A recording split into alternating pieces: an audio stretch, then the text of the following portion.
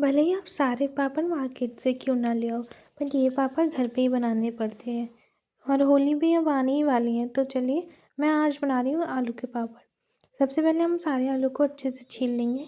उसके बाद हम उसको कद्दूकस कर लेंगे। कद्दूकस करने के बाद हम उसमें अपने सारे मसाले ऐड कर देंगे। उसको अच्छे से मिक्स कर लेंगे और अब हम चल देंगे धूप में बनाने के लिए। धूप भी काफ़ी अच्छी निकली थी और लग भी रहा था कि बहुत आज से मतलब सूख जाएंगे जल्दी। छोटे छोटे ऐसे लड्डू की तरह बना लेंगे ताकि हमारे जल्दी से हो जाए। तो जल्दी जल्दी मैं बना लेती हूँ सारे। अब हम पापड़ बनाना स्टार्ट करेंगे, तो मैं बनाना स्टार्ट करती हूँ।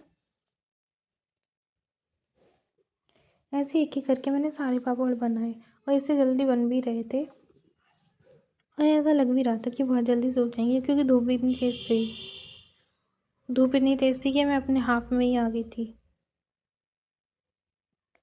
ये सब करते करते मुझे बहुत टाइम हो गया था। लास्ट में मैं इतना थक गई थी कि मैंने एक साथ ही दोनों कर दिए थे ताकि ये जल्दी से हो जाए। धूप भी तेज़ लग रही थी और फिर थक भी गई थी। ये सब करने के बाद फिर मैं चली गई थोड़ी देर सोने के लिए। सो के उठने के बाद मुझे इतनी तेज़ भूख लग रही थी कि मैं फिर चबे खाने लगी। मम्मी ने जो चबे बनाए थे मैं वो खाने लगी।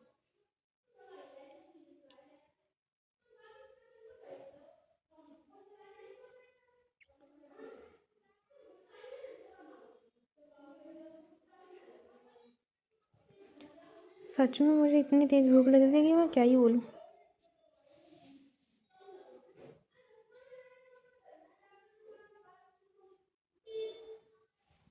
फिर उसके बाद मैं नहा धो के अपनी वीडियो बनाने लगी।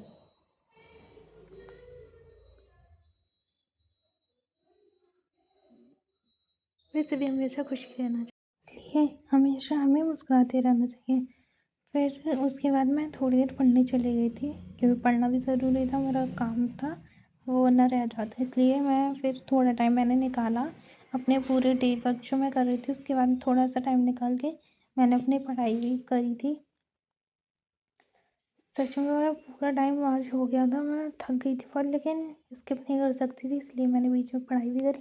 पढ़ाई करने के बाद फिर मैं अपना और काम करूँगी।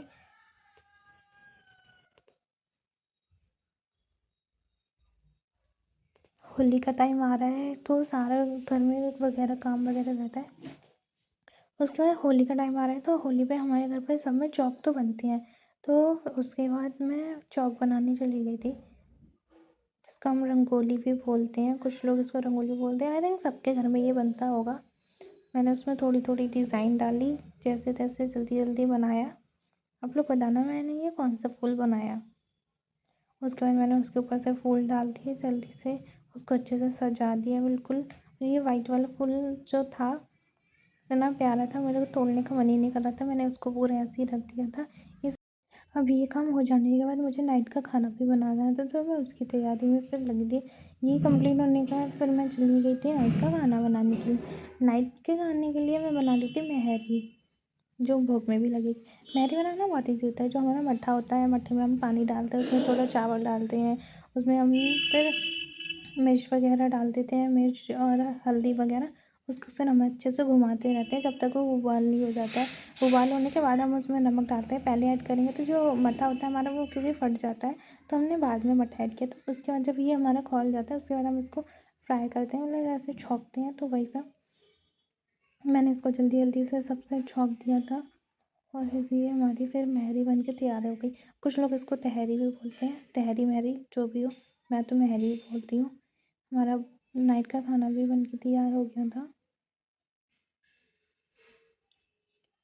ऐसे ही मेरा पूरा दिन गया था आज का।